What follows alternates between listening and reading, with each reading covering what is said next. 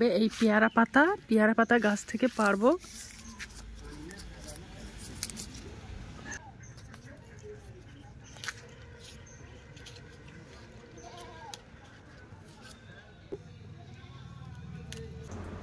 Hello বন্ধুরা, তো আমি আজকে আবার অন্যদিনের মতো নতুন একটা ভিডিও নিয়ে এসেছি। আজকের কোনো রান্নার ভিডিও নাই।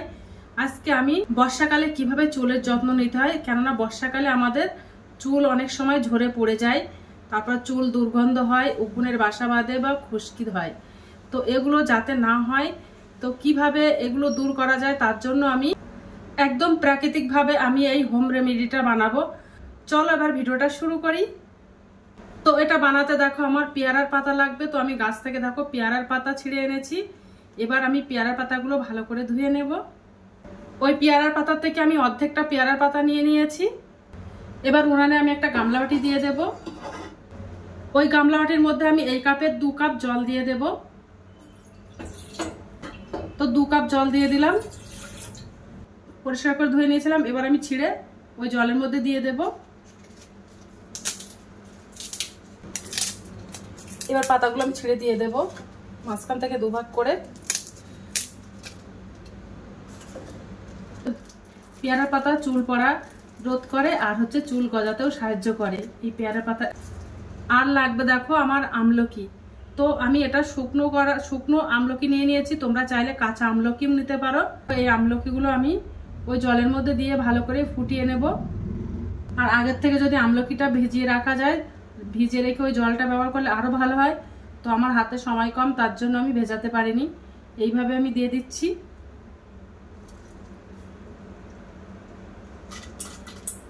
এবার আমি পেয়ারার পাতাটা সিদ্ধ করে নেব। এবার ঢাকনা চাপা দিয়ে সিদ্ধ করে নেব। আর এই আমলকিতেও কিন্তু চুলের গোড়া মজবুত করে আর চুল ঝরে পড়ার থেকে রোধ করে। আমলকিও কিন্তু এতটা গুণ আছে। এবার আমি ভালো করে সিদ্ধ করে নেব।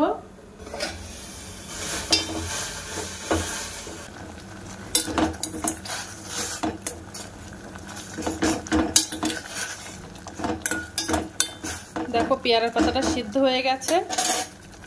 এবার আমি গ্যাসটা অফ করে দেব। এবার আমি পেয়ারার পাতার জলটা বেশ ভালো করে ঠান্ডা করে নেব। এবার যে বাদবাকি পেয়ারার পাতা আছে ওই পেয়ারার পাতাটা আমি মিক্সার করে নেব।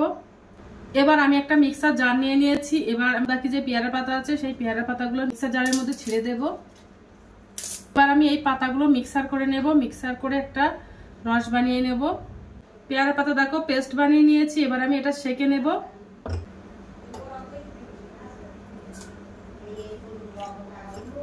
পেয়ারা পাতা থেকে এই রসগুলো আমি বার করে নিয়েছি।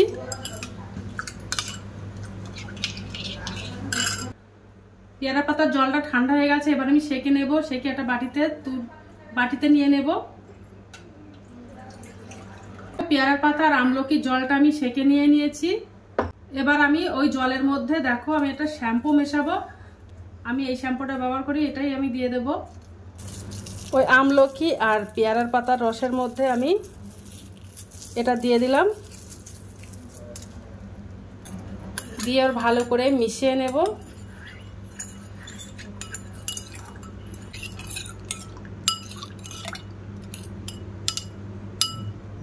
এবার আমি ওই শ্যাম্পুর জলের মধ্যে আমি 1 টুকরো লেবু মিশিয়ে দেব।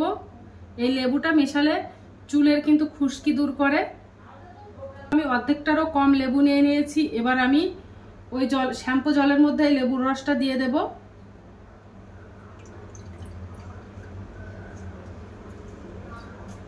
ভালো করে মিশিয়ে নেব এই জলের মধ্যে। এবার এগুলো কিভাবে ব্যবহার করতে হবে দেখো।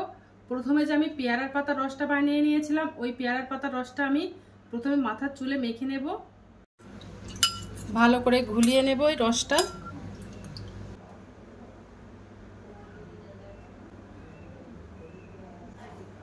ভালো করে চুলে মেখে নেব। এটা সপ্তাহে 2 থেকে 3 দিন ব্যবহার করতে পারো। আর হচ্ছে চুল ঝরে পড়া বা চুল গজাতে সাহায্য করে এই রেমেডিটা। পার্লারে গিয়ে আর 1 গাদা টাকা খরচ করার কোনো প্রয়োজন নেই। বাড়িতে ঝটপট এই রেমেডিটা বানিয়ে নিতে পারো। চুলের স্বাস্থ্য ভালো থাকে। ভালো করে চুল স্কাল্পেও মেখে নেব।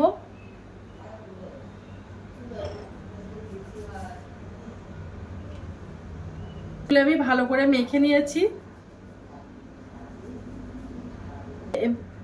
চুলে মেখে হালকা হাতে মাসাজ করতে হবে, মাসাজ করে তারপরে ভালো করে শুকিয়ে নিতে হবে, তারপরে আবার ওই রেমেডিটা ব্যবহার করতে হবে। পরে মেখে নিয়েছি, এবার আমি একটু কিছুক্ষণের জন্য বেঁধে রাখতে হবে 10 মিনিট। তো দেখো আমি 10 মিনিট পরে আবার চলে এসেছি, চুলও অনেকটা শুকিয়ে গেছে। পেয়ারা পাতা আর আমলকি যে ফুটিয়ে জলটা বানিয়ে নিয়েছিলাম, এবার আমি জলটা মাথায় মেখে নেব।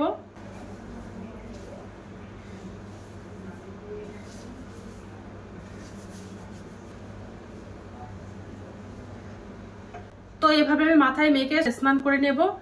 তারপর যদি ভিডিওটা ভালো লেগে থাকলে আমার চ্যানেলে একটা লাইক, কমেন্ট, শেয়ার এবং সাবস্ক্রাইব করে দেবে। তো আজকের দিনের মতো ভিডিওটা এখানে শেষ করছি, আগামী দিন আবার একটা নতুন ভিডিও চলে আসবো। তো টাটা, বাই বাই, সবাই ভালো থাকবে, সুস্থ থাকবে।